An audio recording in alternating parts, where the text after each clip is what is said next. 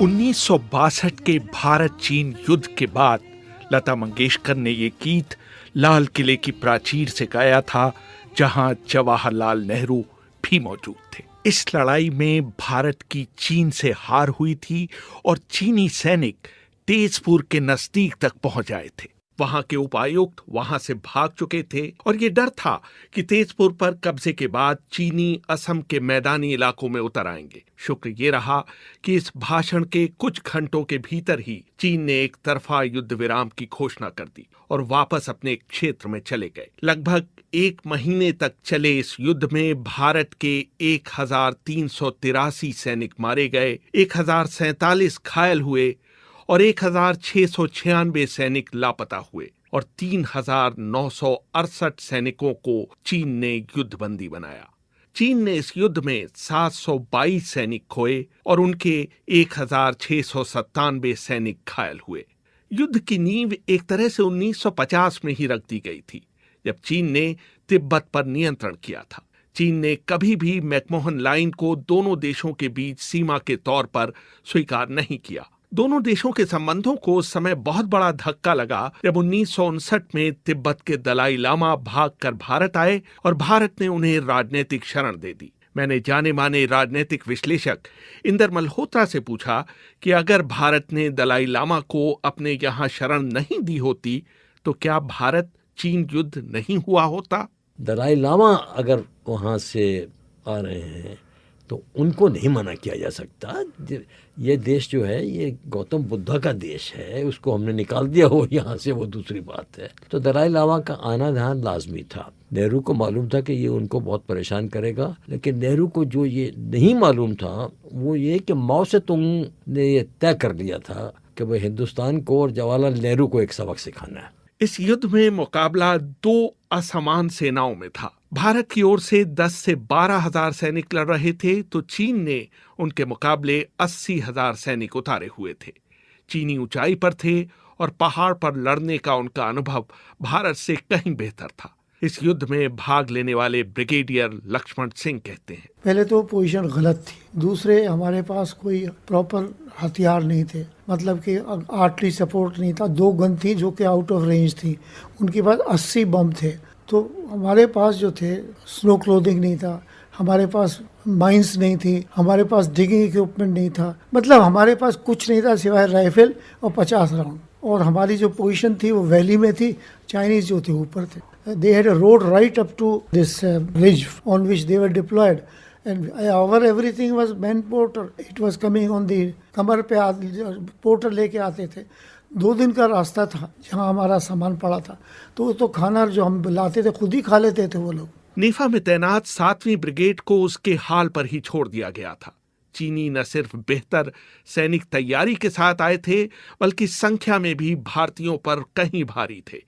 2nd lieutenant Amarjeet Singh बहल को उन्होंने कड़ी लड़ाई के बाद बंदी बनाया था। हथियार डालने के बाद चीनियों ने उनके साथ बहुत बुरा व्यवहार किया। देखिए, खास तो उन्होंने हमारी तरफ होना ही था क्योंकि हमने उनके ऊपर डायरेक्ट आर्टिलरी फायर किया था। और इस वक्त जो एंड में जब हम लोगों का उन्होंने सरेंडर करवाया, उस वक्त तो बहुत ही फियर्स बैटल हो रहा था। हम भी फायर कर रहे थे, वो भी फायर कर रहे थे, चिल्ला भी रहे थे एक दूसरे के ऊपर। और जब उन्होंने बट मार के मेरे से पिस्टल छीन लिया और मेरे जवानों को भी ओवररन कर दिया, ऊपर आके चढ़ गए, तो उस वक्त तो सिचुएशन यही होती है कि proud paratrooper becomes a prisoner of war and feels like nobody on earth. इस हार के पीछे कौन लोग जिम्मेदार थे? शीर्ष राजनीतिक नेतृत्व, शीर्ष सैनिक नेतृत्व, या फिर युद्ध के मोर्चे पर लड़ने वाले कमांडर या सैनिक? राजनीतिक विश्लेषक इंदर मल्होत्रा इस हार का ठीकरा जवाहरलाल नेहरू के सिर पर फोड़ते हैं। No matter who advises him what Parliament says to Krishna Menon. He was there till well after the 20th of October. And 31st October he was made only Minister of Defence Production with 11 दिन वो थे वहाँ। और जब तक वो थे तो उनकी और कॉल को कोई कुछ कह नहीं सकता था। कॉल थे अब BN मलिक, बिकॉज हर फैसले में मलिक का हाथ है। और किसी दुनिया में, देश में इंटेलिजेंस चीफ का रोल है to provide the intelligence but not to make policy. लेकिन ये MJ देसाई जो एम्बेसडर गालब्रिथ से भी बात कर रहे थे और पंडित जी के एडवाइजर थे, poor defense secretary Endo से Harish Sareen had every say. General Thapar's role was not one of commission but of omission. पहले उनको कहते रहे कि भाई भगवान के वास्ते तुम इसको ओवररूल करो, but at least a man of honor, he resigned. युद्ध में भाग लेने वाले जनरल के तिवारी भी इसके लिए नेताओं और सेना के आला अफसरों को जिम्मेदार मानते हैं। मैंने उनसे पूछा कि आपकी नजर में इस हार का विलेन किसे ठहराया जाना चाहिए। हिंदुस्तानी एटीट्यूड नेताज की Pandit Nehru is the biggest one to blame. उनका आइडियल था हिंदी चीनी भाई भाई। उनका एडवाइजर था कृष्णा मेनन, डिफेंस मिनिस्टर, और एक दो इंडियन ऑफिसर्स को उन्होंने काबू किया हुआ था। जनरल थापर था आर्मी चीफ और जनरल कौल था chief of the general staff. उनको इनकरेज कर रहे थे और हमें हुक्म था चाइनीज वोंट अटैक, जाओ टेक ओवर, बर्थ राइट अपने ऑक्यूपाई कर लो अपना। They are not even fully armed, they have old weapons and so on.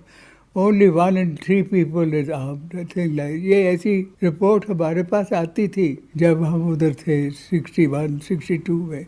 इस हार से नेहरू कभी उबर नहीं पाए।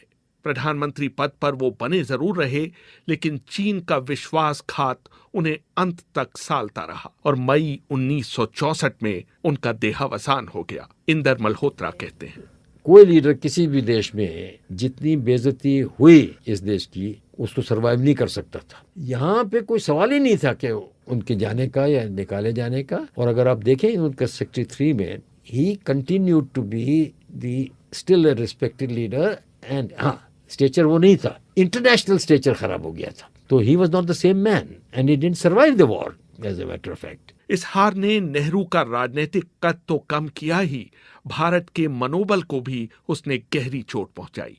27 जून 1963 को लता मंगेशकर ने जवाहरलाल नेहरू की उपस्थिति में प्रदीप का लिखा वो मशहूर गाना गाया, जो चीन से भारत की हार के बाद भारतवासियों की मनोदशा को चित्रित करता था।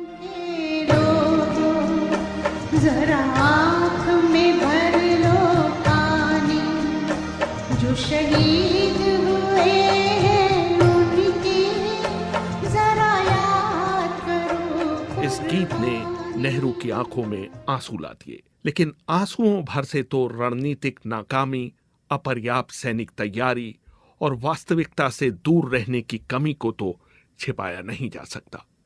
रेहान फजल, BBC, दिल्ली।